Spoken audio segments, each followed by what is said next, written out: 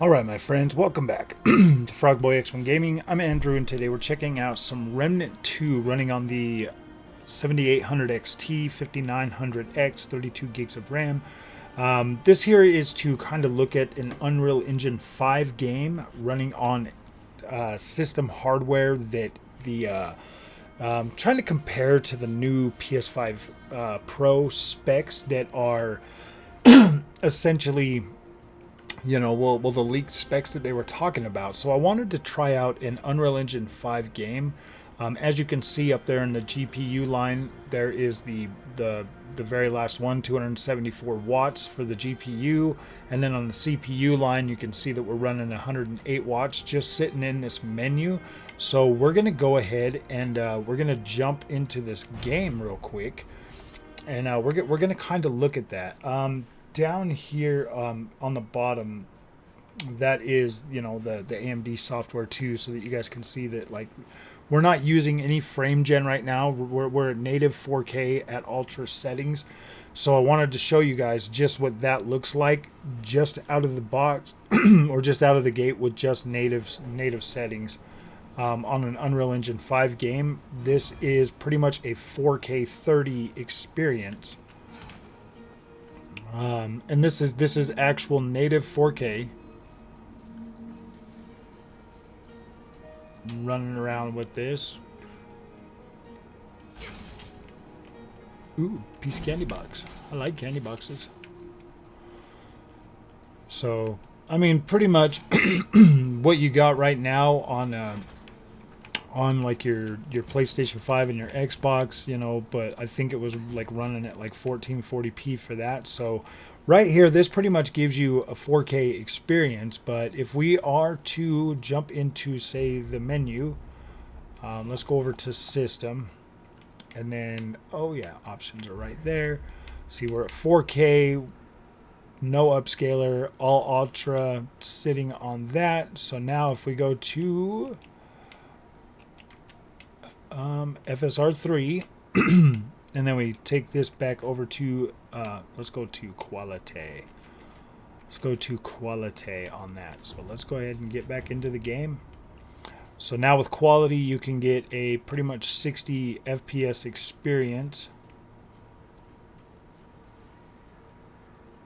for the most part. So that's a good thing for the 7800 XT. Obviously, there's going to be some areas in here that are going to get a little bit more hectic, but this pretty much feels pretty dang good at like 60 frames a second like this. Let's see if we can get into a little bit of fighting. Because, I mean, at 60, this feels pretty...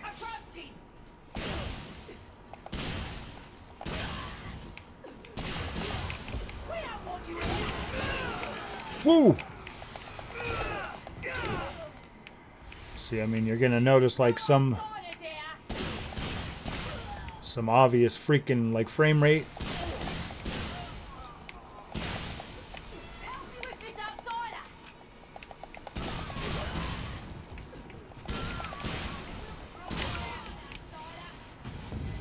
Uh-oh, big guy's coming. But from where? There he is.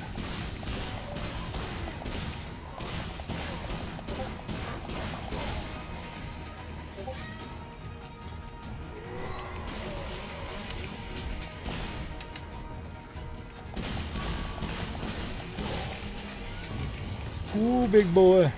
Ooh, big boy.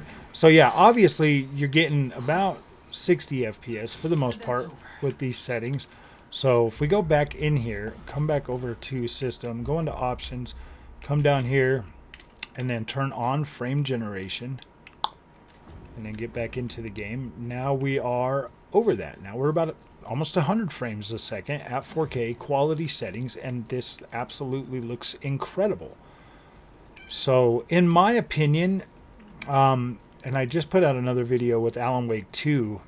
If Unreal Engine 5, and look at that memory usage. We're only at about 1300 megs.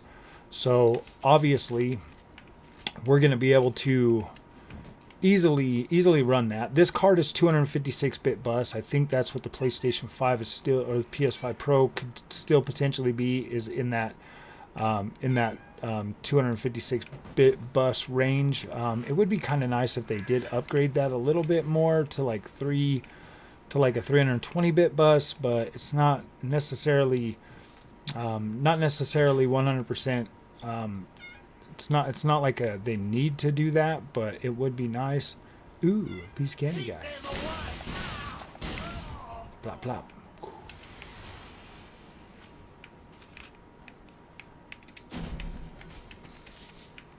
But as you can see, like overall freaking visual quality stays very nice, very fluid with the fluid motion frames on too. This is probably, like I said earlier in the video I made for this is probably one of the best implementations of FSR 3 and the frame generation that I've seen yet. This game even runs incredible with AMD's fluid motion frames. Just the regular fluid motion frames. This game runs incredible on that as well. So this is one of those things where I'm like, yeah, this is running good. It looks absolutely beautiful with these visuals. So yeah, dude, I am a little bit excited about this PlayStation 5 Pro. I think that it could potentially deliver an experience that will at least get you closer to that 50 or that 60 frames a second. And see, I mean, like the biggest thing is the overall image quality on your 4K screen. That's what's most important, and that's what you want the most, is a better looking image quality on a 14 or on your 4K screen, you know, because you spend a lot of money for that, and that's what you want. Like, that's what you need. If you have no desire to upgrade your PS5 to a PS5 Pro, I highly recommend a 1440p monitor. It generally looks really decent on that, and even games like Final Fantasy VII Rebirth are a lot more palatable at a 1440p resolution on that monitor than, oh, I thought that was somebody sitting right there, are a lot more palatable on 1440p resolution than they are or than they are anything else. So let's go ahead and go to, I want to go back to the actual freaking plays and look at this. So let's go back to Ward 13 and check this out and see how this is going to run, because this is a little bit more of an open area or whatever. I just have the one the AMD thing down on the bottom so you can tell that we're not using like AMD's fluid, or yeah, the fluid motion frames. So see, when you get up in here, this frame rate here kind of tanks a little bit. Like, we're not really high, but we are definitely still at a playable frame rate. Still feels fairly fluid for the most part.